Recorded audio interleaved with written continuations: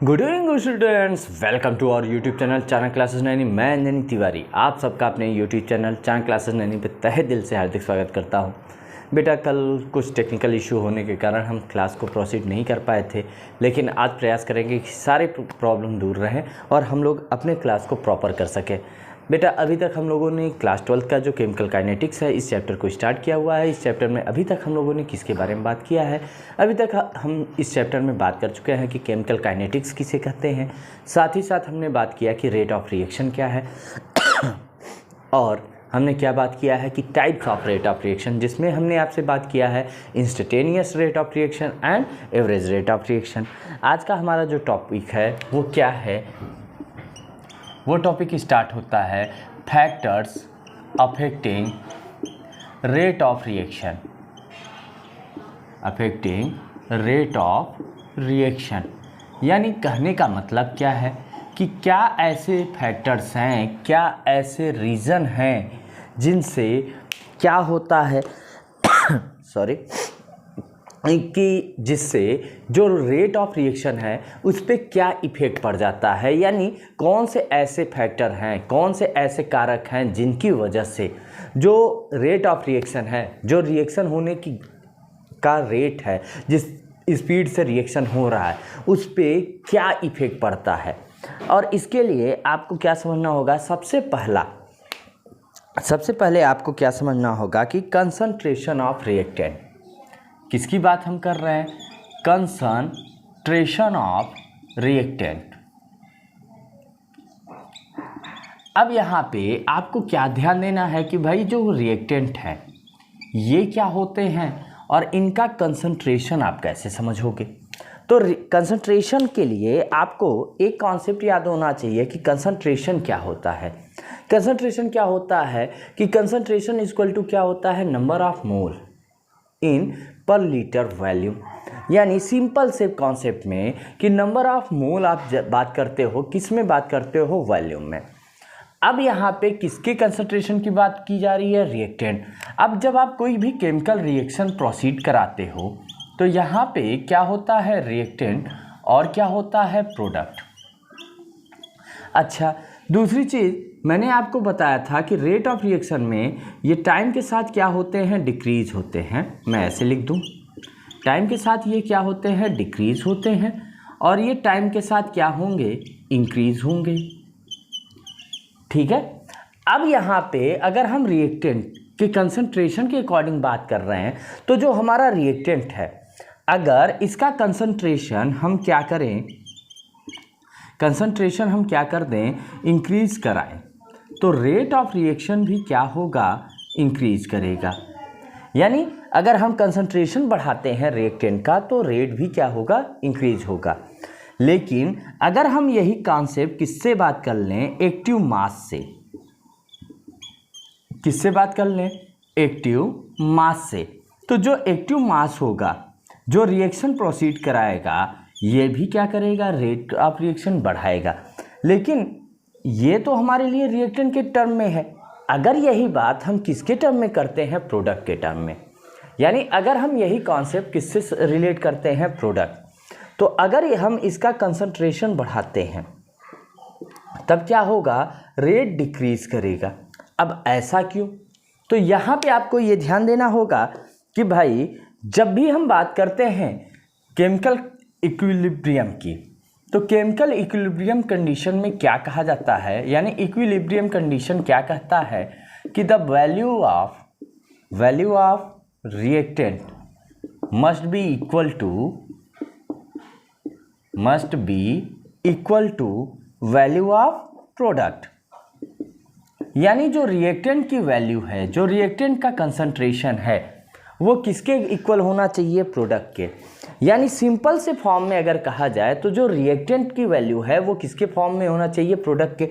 अब आप अपने से सोचो कि अगर हम प्रोडक्ट का कंसंट्रेशन बढ़ाएंगे तो रिएक्टेंट का तो भाई वही रहेगा कंसंट्रेशन, और रिएक्टेंट के अकॉर्डिंग अगर हम प्रोडक्ट का कंसंट्रेशन बढ़ा देंगे, रिएक्टेंट का कंसंट्रेशन तो सेम है, एज इट रहेगा। लेकिन कंसंट्रेशन किसका बढ़ रहा है? प्रोडक्ट का। अगर कंसंट्रेशन प्रोडक्ट का बढ़े तब क्या होगा कि अगर ऐसी सिचुएशन आती है तब आपको यहाँ ये ध्यान देना है कि जब रिएक्टेंट बढ़ेगा तो रेट को ये क्या कर देगा, कम कर देगा, स्लो कर देगा।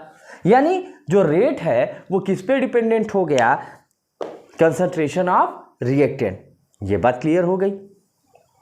अब उम्मीद है कि ये कॉन्सेप्ट आपको क्लियर हो गया होगा कि भाई अगर हम रिएक्टेंट का कंसंट्रेशन बढ़ाते हैं तो रेट बढ़ेगा, लेकिन अगर हम यही प्रोडक्ट का कंसंट्रेशन बढ़ाते हैं तो रेट कम होगा। यानी जो एक्टिव मास होगा उसकी वजह से रेट इंक्रीज करेगा, और एक्टिव मास ही रेट डिफाइनिंग वैल्यू होता है किसी भी रिएक्शन का। ये बात क्लियर हो गई। अब चलते हैं सेकेंड टर्म की तरफ। हमारा जो सेकेंड टर्मिनोलॉजी है वो क्या है, इफेक्ट ऑफ टेम्परेचर।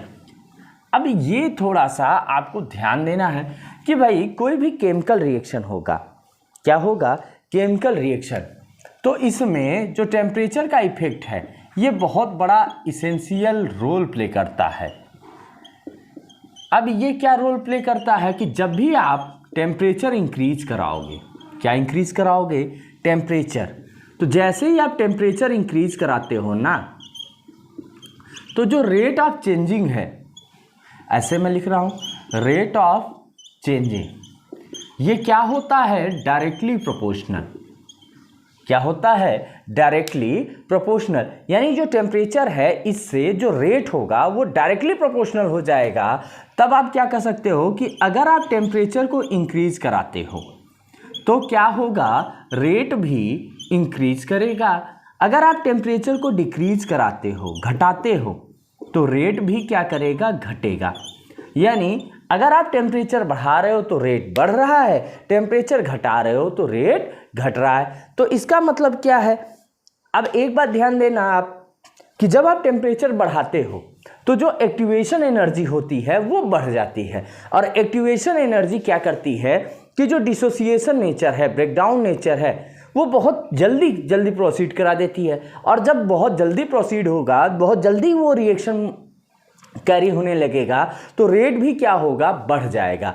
तो इसीलिए कहा गया कि जैसे ही आप टेम्परेचर बढ़ाते हो वैसे ही रेट भी क्या होता है, बढ़ जाता है, और जैसे ही आप टेम्परेचर घटाते हो रेट क्या होता है, घट जाता है। ये बात क्लियर हो गई। अब नेक्स्ट जो हम बात करते हैं वो हमारा क्या है, nature of reactant and product. किसकी बात करेंगे, nature of reactant and product. यानी जो रिएक्टेंट है और जो प्रोडक्ट है इसका क्या नेचर होगा। अब भाई यहाँ पे आपको बहुत सिंपल से कॉन्सेप्ट को ध्यान देना है कि भाई जो रिएक्टेंट है और जो प्रोडक्ट है इसके नेचर को कैसे आप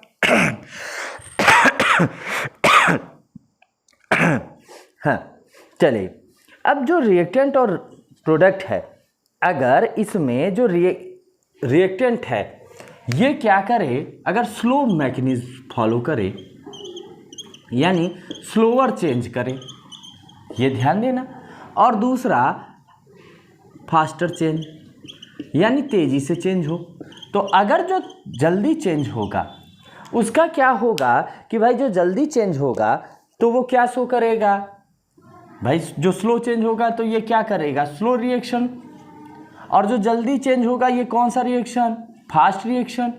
अब जो स्लो रिएक्शन होता है तो स्लो रिएक्शन का जो रेट होगा वो क्या होगा, कम होगा, और जो फास्ट रिएक्शन होगा इसका रेट क्या होगा, ज़्यादा होगा। यानी अगर जो रिएक्टेंट है, रिएक्टेंट से जो प्रोडक्ट फॉर्म हो रहा है, क्या फॉर्म हो रहा है, प्रोडक्ट। अब इस रिएक्टेंट से ये प्रोडक्ट बनने में, रिएक्टेंट से क्या बनने में, प्रोडक्ट बनने में जो स्पीड है या जो चेंज है, अगर ये चेंज स्लो हो जाए तो ये क्या रहेगा, स्लो रिएक्शन रहेगा। अगर स्लो रिएक्शन है तो जो इसकी रेट होगी वो क्या होगी, कम होगी। लेकिन अगर यही जो चेंज है ये क्या हो, बहुत जल्दी हो जाए, फास्ट हो जाए, तो ये किसे शो करेगा, फास्ट रिएक्शन को। अगर ये फास्ट रिएक्शन को शो करेगा तो रेट क्या होगा, फास्ट होगा, यानी ज़्यादा होगा। तो कहने का मतलब क्या है कि ये जो कंडीशन है ना, ये किस पे डिपेंडेंट है, ये डिपेंडेंट है कि भाई ये जो चेंजिंग है ये क्या है। अगर धीरे धीरे चेंज हो रहा है तो रिएक्शन क्या होगा, स्लो रिएक्शन, और अगर बहुत जल्दी चेंज हो रहा है तो ये क्या होगा, फास्ट रिएक्शन। अब जो फास्ट रिएक्शन होगा उसका रेट क्या होगा, हमेशा ज़्यादा होगा, यानी जो जल्दी से बदलेगा उसी का तो रेट हमें देखना है। जल्दी बदल रहा है तो उसका रेट ज़्यादा, धीरे बदल रहा है तो उसका रेट कम होगा। ये बात क्लियर हो गई। अब चलते हैं नंबर 4 की तरफ। नंबर 4 क्या है, प्रेजेंस ऑफ कैटालिस्ट। अब आपको पता होगा कि कैटालिस्ट क्या होते हैं। तो कैटालिस्ट क्या होते हैं कि that chemical substances which are affect the chemical reaction, यानी ऐसे केमिकल सब्सटेंस होते हैं कैटालिस्ट जो क्या करते हैं, केमिकल रिएक्शन के रेट को इफेक्ट करते हैं। किसको इफेक्ट करते हैं, केमिकल रिएक्शन की रेट को। अब केमिकल रिएक्शन की रेट को इफेक्ट करते हैं, तो अब यहाँ पे जो कैटालिस्ट हैं जनरली हम लोग कैसे पढ़ते हैं 2 टाइप में, लेकिन यहाँ हम बात कर लेते हैं 3 टाइप की। पहला हमारा क्या होगा, प्रोमोटर कैटालिस्ट। दूसरा हमारा क्या होगा, इनहिबिटर कैटालिस्ट। और तीसरा हमारा क्या होगा, मॉडरेटर कैटालिस्ट। अब यहाँ पे समझिए, अगर हम प्रोमोटर की बात कर रहे हैं तो नाम से ही है प्रोमोट, इनहिबिटर से क्या है, इनहिबिट, और मॉडरेटर से एज यूजुअल, याद रखिए। यानी अगर आप किसी कैटालिस्ट को मिला रहे हो, किसी केमिकल सब्सटेंसेस को मिला रहे हो और रेट इंक्रीज कर जाए तो आप कौन सा कैटालिस्ट यूज कर रहे हो, प्रोमोटर। अगर रेट डिक्रीज कर जाए तो आप कौन सा कैटालिस्ट मिला रहे हो, इनहिबिटर। अगर आप मिला रहे हो और रेट क्या है, एज इट, जैसा था वैसे ही है, तो ये क्या होगा, मॉडरेटर। अब इसे कैसे समझ सकते हो, अब जैसे कोई 2 लोग सड़क पे झगड़ा कर रहे हैं और आप गए किसी एक के फेवर में, आपने क्या किया, साथ देने लगे और झगड़ा बढ़ गया, वाद विवाद ज़्यादा होने लगा, तो आप किसकी तरह किए, एज अ प्रोमोटर कैटालिस्ट। आप गए, झगड़ा ही हो रहा है, आप गए वहाँ दोनों लोगों को शांत करा दिया, आपने उस कंडीशन को ब्रेक कर दिया, तो आप किसकी तरह एक्ट किए, इनहिबिटर। लेकिन कुछ लोग होते हैं कि 2 लोग झगड़ा करते हैं तो जाते हैं वहीं खड़े रहते हैं, देखते रहते हैं कि झगड़ा करते रहो भाई। तो जो ऐसा बिहेव करे वो कौन सा कैटालिस्ट होता है, मॉडरेटर। तो अब यहाँ पे आपको क्या समझ में आया कि जो रिएक्शन की रेट है वो कैटालिस्ट क्या करेगा कि अगर प्रोमोटर कैटालिस्ट आप ले रहे हो तो रेट को बढ़ा देगा, इनहिबिटर लोगे तो रेट घटाएगा, और मॉडरेटर लोगे तो एज इट बनाए रखेगा। इसमें तो आपको कोई प्रॉब्लम नहीं होनी चाहिए कि भाई कैटालिस्ट में क्या ऐसा रोल आ गया।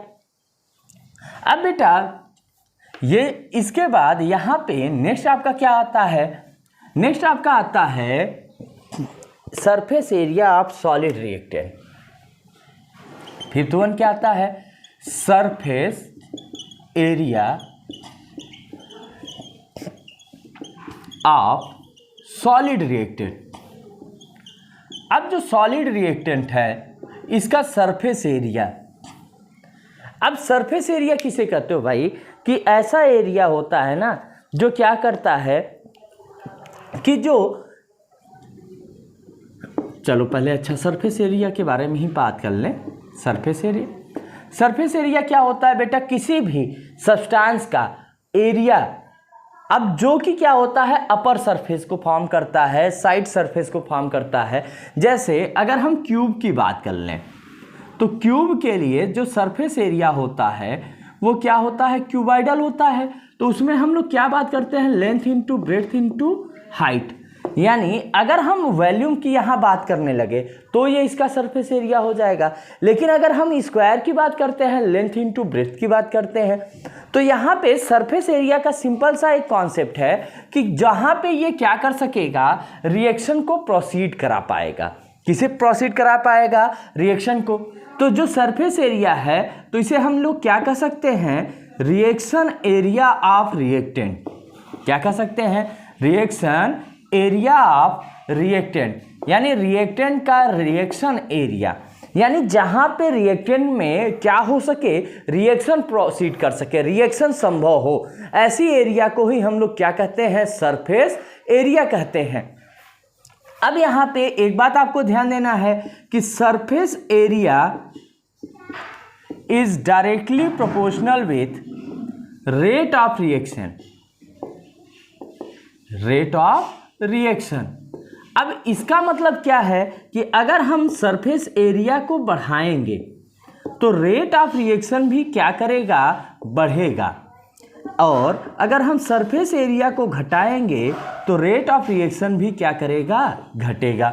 यानी जब हम सरफेस एरिया को बढ़ाते हैं, किसको बढ़ाते हैं, सरफेस एरिया को, तो जो रिएक्शन की रेट होती है ये इंक्रीज कर जाती है, और जब हम सरफेस एरिया को घटाते हैं तो जो रेट ऑफ रिएक्शन है वो क्या कर जाती है, घट जाती है।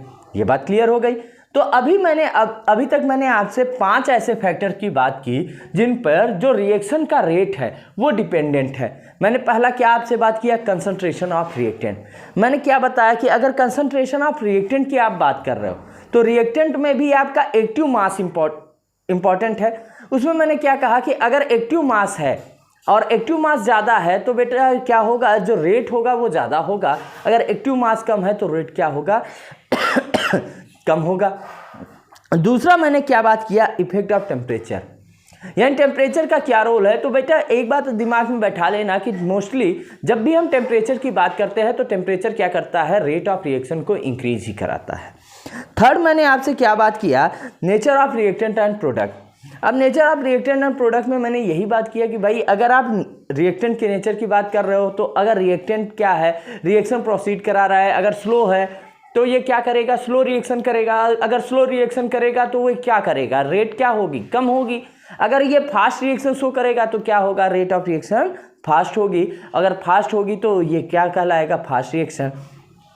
फोर्थ वन में मैंने आपसे क्या बात किया, प्रेजेंस ऑफ कैटालिस्ट, यानी कैटालिस्ट का क्या रोल है। अगर कैटालिस्ट प्रेजेंट है तो ये क्या करेगा। तो मैंने यहाँ पे आपको कैटालिस्ट 3 टाइप के बताए। पहला मैंने आपको क्या बताया, प्रोमोटर। दूसरा मैंने आपको क्या बताया, इनहिबिटर। तीसरा मैंने आपको क्या बताया, मॉडरेटर। प्रोमोटर क्या करेगा, रेट ऑफ रिएक्शन को बढ़ाएगा। इनहिबिटर क्या करेगा, रेट ऑफ रिएक्शन को घटाएगा। और मॉडरेटर क्या करेगा, एज यूजुअल बना रहने देगा।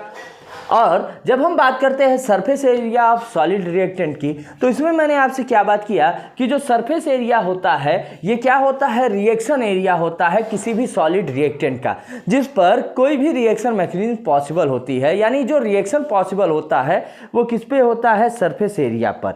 ये बात क्लियर हो गई। अब मैंने और क्या बताया कि जो सरफेस एरिया है ये डायरेक्टली प्रोपोर्शनल होता है रेट ऑफ रिएक्शन। तो यानी यहाँ पे अगर हम सरफेस एरिया बढ़ाएंगे तो रेट क्या करेगा, बढ़ेगा। सरफेस एरिया घटाएंगे तो रेट घटेगा। ये बात क्लियर हो गई। अब बात करते हैं बेटा हम सबसे पहला कॉन्सेप्ट, इसके बाद फैक्टर्स के बाद हमें बात करना होता है रेट कांस्टेंट के बारे में। यानी रेट का कांस्टेंट क्या होता है और इसे आप कैसे समझेंगे, इसके बारे में थोड़ा सा आपको जानकारी रहना चाहिए। तो सबसे पहले हम बात किसकी कर रहे हैं, रेट कांस्टेंट। ठीक है, तो रेट कांस्टेंट के लिए आपको क्या डिफिनीशन याद रखना है, at a given temperature the rate constant is equal to rate of reaction. क्या कहा मैंने कि at a given temperature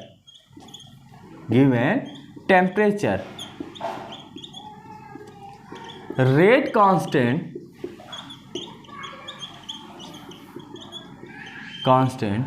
is equal with rate of reaction। अब यहाँ पे इस कॉन्सेप्ट को कैसे समझेंगे, तो इसको समझने के लिए सबसे पहले आपको क्या बनाना है, रिएक्टेंट और प्रोडक्ट का कंडीशन। अब ये रिएक्टेंट है और ये क्या है, प्रोडक्ट है।